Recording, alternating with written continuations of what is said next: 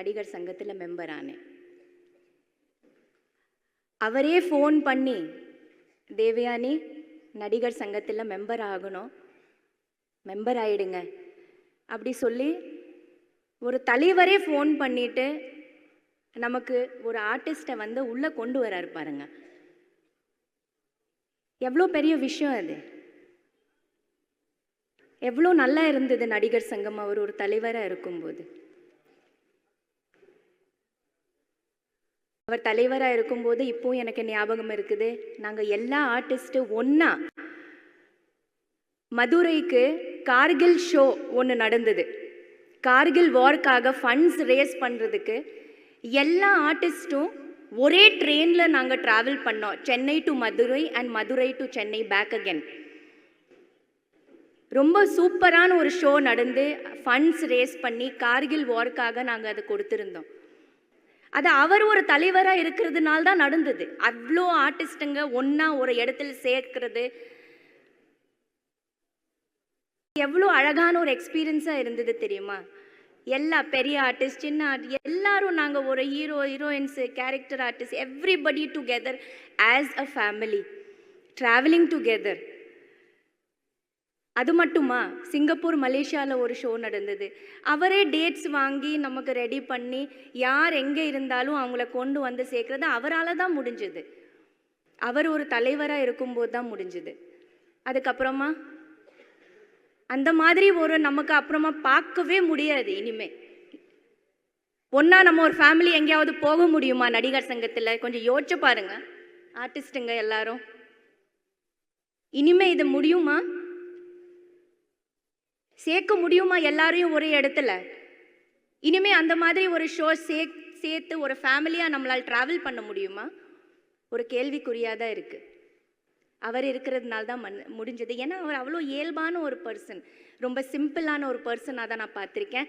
அவரோட சொந்த கம்பெனியில் கேப்டன் சின்னே கிரியேஷன்ஸில் 2 ஃபில்ம்ஸ் பண்ணுறது பாகியம் எனக்கு கிடைச்சிது. அவரோட சொந்த ப்ரொடக்ஷனில் வந்து ஃபஸ்ட்டு வல்லரசுன்னு ஒரு ஃபில்ம் அவர் ஹீரோயின் நான் நடித்தேன். ரொம்ப பெரிய ஹிட் ஆச்சு ஃபில்மு. 2வது அவரோட பையன் சண்முக பாண்டியன் இன்ட்ரடியூஸ் பண்ணும்போது, சகாப்தம்னு ஒரு படம் பண்ணும்போது, தேவயானி இதில் ஒரு சின்ன ரோல் இருக்குது, பண்ணி கொடுங்க, என்னோட பையனை வந்து இன்ட்ரடியூஸ் பண்ணுறேன் அப்படி சொல்லி அவரே பேசி, சரி சார் நான் பண்ணுறேன் அப்படி சொல்லிட்டு, அவ்வளோ இயல்பான எவ்வளோ சிம்பிளான ஒரு குணம் அவருக்கு.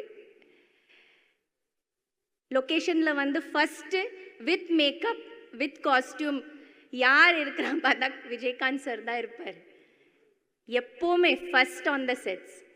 நான் 2 டைமும் பார்த்துருக்கேன். அவ்வளோ ஹம்பிளான ஒரு ஹியூமன் பீயிங், அவ்வளோ சிம்பிளான ஒரு பர்சன். அவரோட கம்பெனியில் எவ்வளோ நல்ல ட்ரீட்மெண்ட்டு எங்களுக்கு ஆஸ் அன் ஆர்டிஸ்ட். ஏன்னா அவர் ஒரு ஹீரோ, அவர் ஒரு ஆர்டிஸ்ட் இருக்கிறதுனால அவருக்கு ஆர்டிஸ்ட்டுங்களோட இது தெரியும்.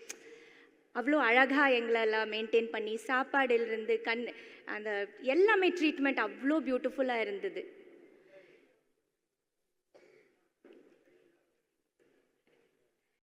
சாரோட ஆத்மா சாந்தி அடையும். அவர் வந்து எப்போவுமே நம்ம எல்லாரோட மனசில் இருப்பார், கண்டிப்பாக இருந்துட்டு தான் இருப்பார். அந்த இடம் யாராலையும் எடுக்க முடியாது. அந்த அளவுக்கு ஒரு இடத்த அவர் ரெடி பண்ணிட்டு போயிட்டார். ஸோ அவரோட ஃபேமிலிக்கும், அவங்களோட மிஸ்ஸஸ்க்கு, அவங்களோட 2 பசங்களுக்கும், எல்லாருக்கும், அந்த ஃபேமிலியில் அவரோட fans and party members and everybody இந்த தைரியம் கொடுக்கணும். அண்ட்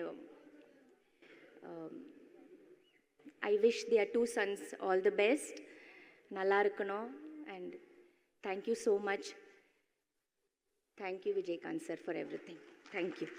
பாதகம் செய்பவரை கண்டால் நாம் பயங்கொள்ளலாகாது பாப்பா, மோதி மிதித்து விடு பாப்பா, அவர் முகத்தில் உமிழ்ந்து விடு பாப்பா.